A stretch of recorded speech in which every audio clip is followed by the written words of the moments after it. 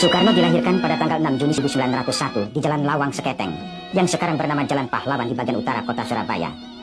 Ayahnya Raden Sukemi Sosrodiharjo adalah seorang guru. Ibunya Idayun Nyoman Rai Sarimben, seorang wanita Bali keturunan keluarga Brahmana, kasta tertinggi menurut adat setempat. Sebagai seorang anak pribumi, Soekarno mendapat pendidikan dasarnya di sekolah rakyat atau Ongkoloro. Atas usaha keras Pak Sukemi, Soekarno berhasil masuk sekolah Belanda kelas 1 atau Europees Lager School di Mojokerto. Tidak berbeda dengan anak-anak lain, Soekarno melewatkan masa kecilnya dengan bermain-main, mandi di kali, berkelahi, memancing ikan dan menonton wayang. Wayang mendapat tempat khusus di hati Soekarno kecil. Bima atau Raden Werkudara, pembela keadilan dan kebenaran, adalah pahlawan dalam dunia kecilnya. Dalam usia 15 tahun, Soekarno masuk ke sekolah lanjutan Belanda 5 tahun, HBS atau Hogere Burger School, sekolah elit pada masanya. HBS merupakan sekolah persiapan untuk menempuh pendidikan universiter. Soekarno merupakan salah seorang dari 20 murid Indonesia di sekolah yang mayoritas pelajarnya adalah bangsa Belanda. Ia tinggal bersama keluarga Cokro Aminoto, sahabat ayahnya. Rumah Cokro Aminoto berjarak sekitar 2 km dari sekolahnya. Cokro Aminoto adalah ketua Partai Serikat Islam yang beranggota 2,5 juta orang. Di masa itulah Soekarno mulai bersentuhan dengan dunia pergerakan kemerdekaan Indonesia. Di rumah ini, dalam suasana serba kekurangan, Soekarno mengenal dari dekat pemimpin-pemimpin pergerakan nasional seperti Kiai Haji Agus Salim, Dr. Cipto Mangunkusumo, Dawes Dekker, Semaun, Alimin, Muso, dan lain-lain. Diskriminasi yang dialaminya di sekolah dan diskusi-diskusi yang didengarnya di rumah Pak Cokro menimbulkan kesadaran nasional yang kuat dalam kalbu Soekarno muda. Di luar jam sekolah, dengan setia ia mengikuti Pak Cokro dalam kegiatan propaganda Serikat Islam. Soekarno berkesimpulan bahwa pidato Pak Cokro terlalu datar dalam irama pengucapannya. Dalam organisasi kepemudaan Trikoro Darmo, Soekarno mulai mengembangkan bakatnya sebagai ahli pidato ulung. Ia juga mulai menulis karangan-karangan dengan nama samaran Bima, tokoh pujaannya dalam dunia pewayangan.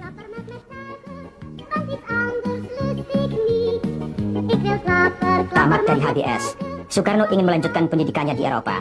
Ibunya tidak setuju karena faktor keuangan. Bersamaan dengan itu, di Bandung telah dibuka THS, Technische Hogeschool. Soekarno mengikuti pendidikan calon insinyur.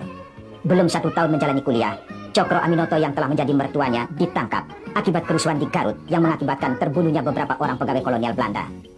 Untuk membiayai keluarga Cokro Aminoto, Soekarno kembali ke Surabaya dan bekerja pada jabatan kereta api. Di sini ia berhubungan secara leluasa dengan kaum buruh kereta api dari seluruh Jawa Timur, terutama pimpinan serikat buruhnya.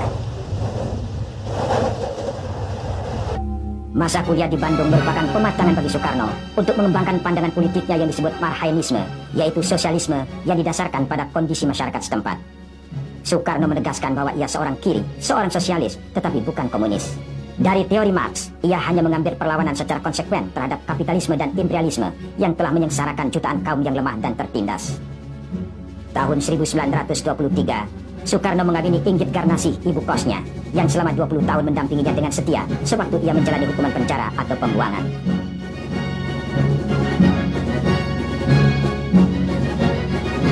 Setamat dari THS pada tahun 1926, Soekarno bersama kawannya Anwari mendirikan biro arsitek dan menolak bekerja pada pemerintah atau menjadi asisten pengajar di alma maternya. Dengan demikian ia memilih hidup menderita sebagai orang pergerakan daripada bekerja di pemerintahan yang menjamin kehidupan mewah dan kekayaan.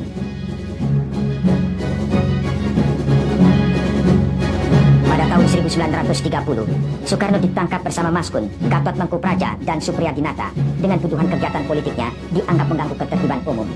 Dalam sidang pengadilan di Bandung, ia membacakan pembelaannya, Indonesia Menggugat. Pembelaan Soekarno lebih merupakan orasi politik yang menuduh kejahatan pemerintah kolonial Hindia Belanda terhadap rakyat Indonesia, dan ia pun tahu konsekuensi yang harus ditanggungnya. Pengadilan Negeri Bandung dalam keputusannya yang dikuatkan oleh Pengadilan Tinggi atau Radvan Justisi menghukum Soekarno 4 tahun penjara. Soekarno menjalani hukumannya di penjara Sukamiskin Bandung. 8 bulan pertama ia mengalami isolasi, tidak boleh bertemu siapapun termasuk istrinya Inggit Garnasih.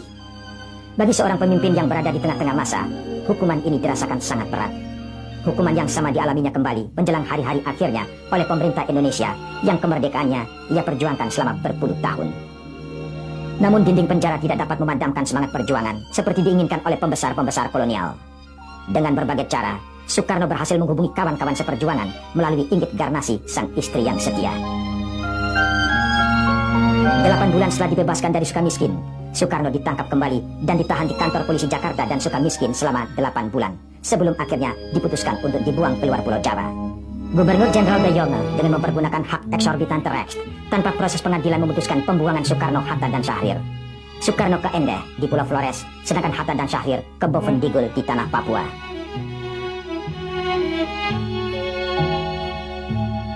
Penduduk kota Ende, baik Belanda maupun pejabat pribumi, selalu menghindar kontak dengan Soekarno dan keluarganya. Polisi melakukan pengawasan 24 jam atas segala gerak-geriknya. Dalam keadaan terasing dari dunia luar, Soekarno bergaul dengan rakyat Flores yang masih buta huruf. Ia berkawan dengan petani kelapa, nelayan, dan golongan bawah lainnya.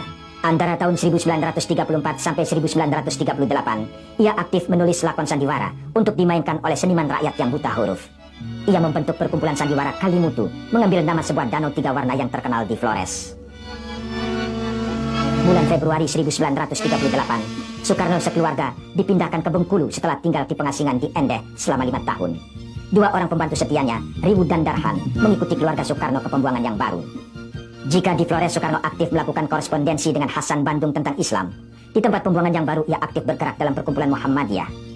Sebagai ketua bagian pengajaran, ia aktif mengajar. Salah seorang muridnya adalah Siti Fatimah, yang kemudian menjadi istrinya dan lebih dikenal dengan nama Fatmawati, nama pemberiannya.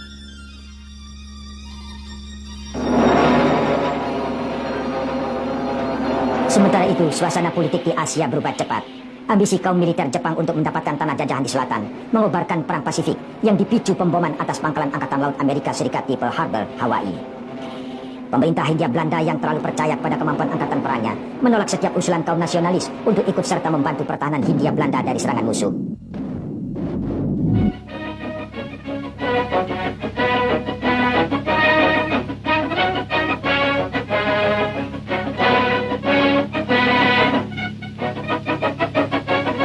Bulan Februari 1942, Jepang menyerang Bengkulu setelah berhasil menduduki Palembang, pusat industri perminyakan di Sumatera.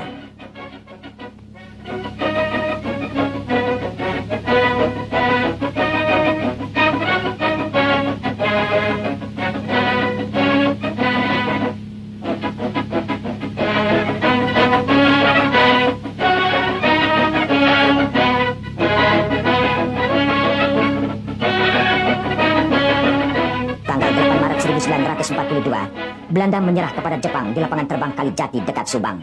Soekarno dan keluarganya dipaksa berangkat ke Padang untuk diungsikan ke Australia bersama pembesar-pembesar Belanda.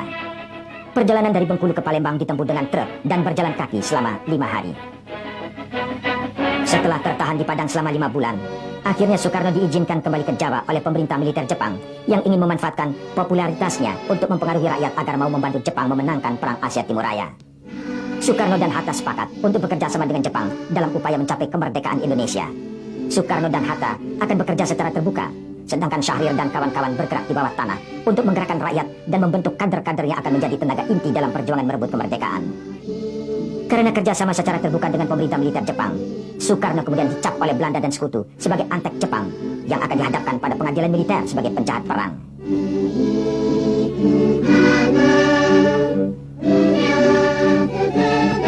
Pemerintah Jepang juga membentuk parlemen bayangan yang dinamakan Chuo Sangi-in yang bertugas memberi nasihat kepada pemerintah mengenai berbagai hal. Meskipun fungsi Chuo Sangi-in lebih rendah dibandingkan dengan Volksraad di masa penjajahan Belanda, wakil-wakil yang duduk dalam dewan ini berusaha mempergunakan setiap kesempatan yang ada untuk tujuan nasional mereka. Yang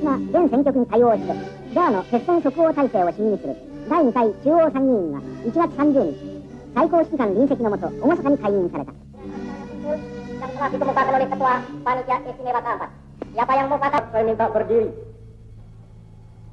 Terima kasih. Tuan-tuan yang terhormat, tidak ada seorang anggota pun yang tidak berdiri, sehingga boleh saya katakan bahwa seluruh Chuo Sangi-in seia sekata menerima usul Panitia keempat itu menjadi jawaban yang sah dari Chuo Sangi-in atas pertanyaan Paduka Yang Mulia Saiko Sikikan yang kedua.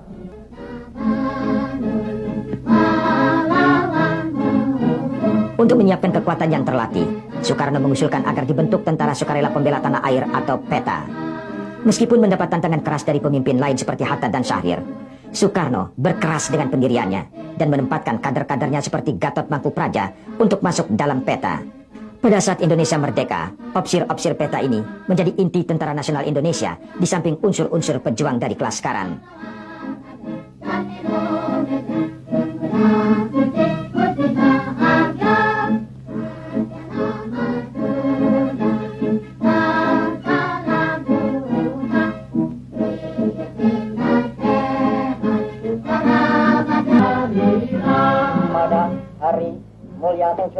baru lalu, maka rakyat Indonesia yang berdiam di daerah pemerintahan Kaibun mendapat kebahagiaan yang amat besar.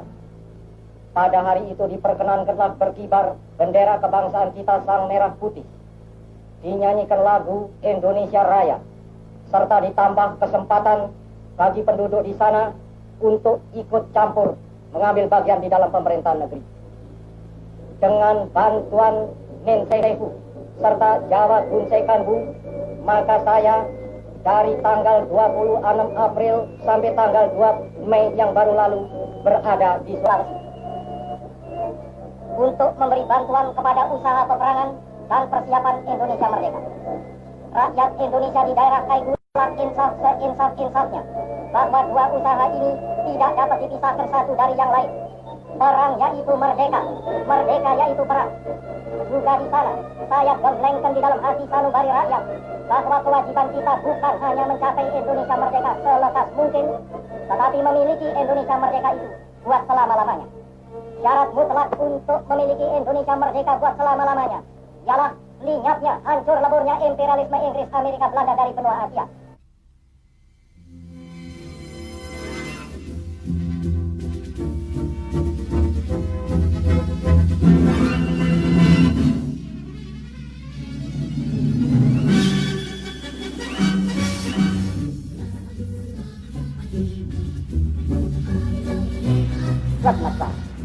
Menjelang berakhirnya Perang Pasifik, pemerintah Jepang menjanjikan untuk memberikan kemerdekaan di kelak kemudian hari.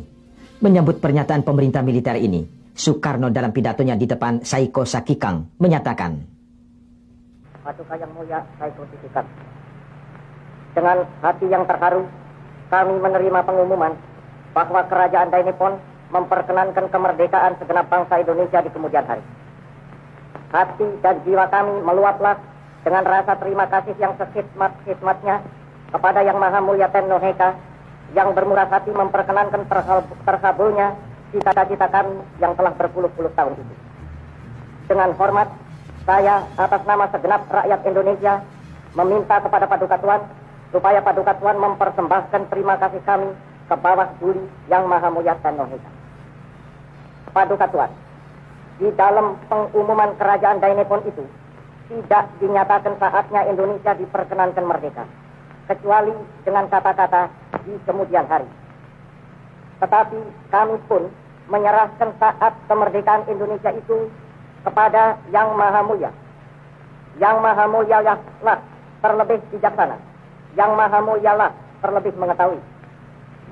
Kami hanya insaf bahwa lekas atau lambatnya saat itu datang adalah tergantung daripada besar atau kecilnya usaha kami untuk mendapat kecakapan-kecakapan yang perlu buat kemerdekaan, dan daripada besar atau kecilnya usaha kami untuk membantu lekas tercapainya kemenangan akhir peperangan Aceh Timur Raya. Tenno Heka, pandai! Pandai! Pandai! Tanggal 1 Juni 1945, Soekarno mengucapkan pidato di hadapan sidang PPUPKI yang menawarkan 5 prinsip dasar bagi negara Indonesia merdeka, yang kemudian kita kenal sebagai Pancasila. Usul Soekarno ini secara aklamasi diterima oleh sidang, sehingga tanggal 1 Juni diperingati sebagai hari lahirnya Pancasila. Sementara itu situasi peperangan semakin memburuk. Tentara Jepang dipukul mundur pada setiap front di Pasifik. Puncaknya ialah pemboman kota Hiroshima dan Nagasaki yang memaksa Kaisar Jepang atau Tenno Heka yang dianggap keturunan dewa itu memaklumkan berakhirnya Perang Asia Timur Raya.